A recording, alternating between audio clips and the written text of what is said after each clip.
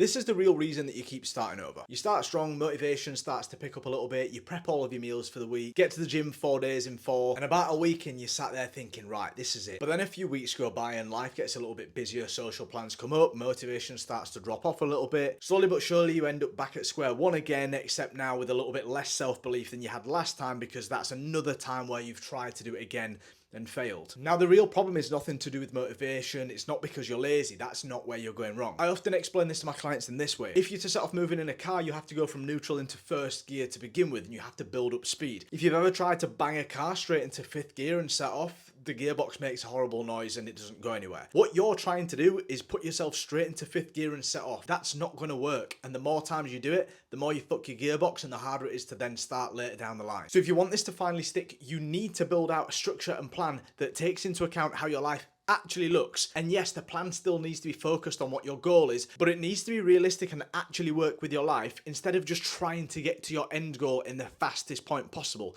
Because let's be honest, how's that worked for you up until now? If you do get stuck with this and you don't already, drop me a follow, because a lot of my content is built to help this. And if you follow me already, share this to your story, because it's probably going to help somebody else that might be stuck in the same cycle.